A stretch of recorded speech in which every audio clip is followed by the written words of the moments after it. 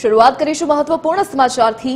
ગુજરાત પ્રદેશ ભાજપ સંગઠનને લઈને લાંબા સમયથી ચાલી રહેલી પ્રતીક્ષાનો આખરે અંત આવ્યો છે। પ્રદેશ પ્રમુખ જગદીશ વિશ્વકર્માની નવી ટીમની સત્તાવાર જાહેરાત કરવામાં આવી છે। આ નવા માળખામાં જ્ઞાતિગત સમીકરણો અને આગામી ચૂંટણીઓને ધ્યાનમાં રાખીને 10 ઉપપ્રમુખ, 4 મહામંત્રી અને 10 મંત્રીઓના નામની જાહેરાત કરવામાં આવી છે। અનિરુદ્ધ દવે, પ્રશાંત કુરાટ, અજય બ્રહ્મભટ્ટ અને હિતેન્દ્રસિંહ ચૌહાણને મહામંત્રી બનાવાયા છે, જ્યારે મુખ્ય પ્રવક્તા તરીકે ડોક્ટર અનિલ પટેલની નિમણૂક કરવામાં આવી છે। આ ઉપરાંત વડોદરાના સાંસદ હેમાંગ જોશીને યુવા મોરચાના પ્રમુખની જવાબદારી સોંપવામાં આવી છે। પાર્ટી દ્વારા જાહેર કરાયેલ યાદી મુજબ પ્રદેશ ઉપાધ્યક્ષ પદે અનુભવી નેતાઓની જવાબદારી સોંપવામાં આવી છે, જ્યારે મહામંત્રી અને મંત્રી તરીકે સંગઠનને મજબૂત બનાવવા માટે સંતુલિત અને પ્રતિનિધિત્વ ધરાવતી ટીમ બનાવવામાં આવી છે। સાથે સાથે કિસાન મોરચા, યુવા મોરચા, મહિલા મોરચા, એસસી, એસટી, ઓબીસી અને અલ્પસંખ્યક મોરચાના પ્રદેશ પ્રમુખોની પણ જાહેરાત કરવામાં આવી છે।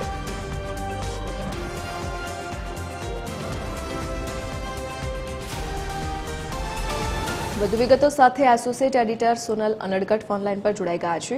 જી સોનલ, શું વિગત?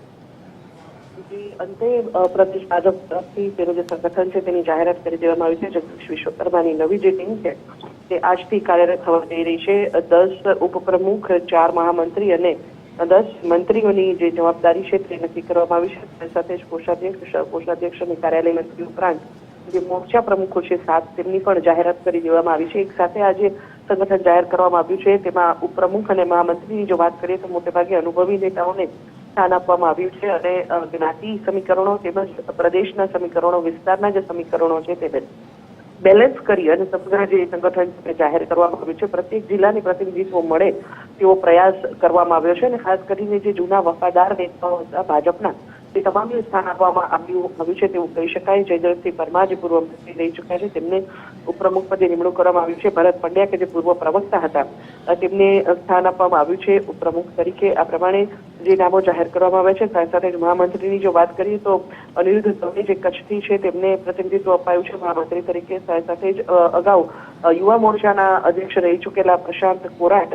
ને મહામંત્રી તરીકે મુખ્ય બોડીમાં સ્થાન આપવામાં આવ્યું છે। આ પ્રકારે અનેક જે નિમણૂકો છે તે કરવામાં આવી છે। સાથે જો મુખ્ય પ્રવક્તા તરીકે વાત કરીએ તો અનિલ પટેલને નિમણૂક કરવામાં આવી છે અને મીડિયા ઇન્ચાર્જ તરીકે યજ્ઞેશ દવેના સ્થાને પ્રશાંત વાળાને સોંપવામાં આવી છે અને અનુભવી હેમાંગ જોશી જે છે સાંસદ જે છે તેમને યુવા મોરચા અધ્યક્ષ તરીકે નિમણૂક આપવામાં આવી છે। મહિલા મોરચાના અધ્યક્ષ તરીકે અંજુ વેકરિયાને નિમણૂક આપવામાં આવી છે।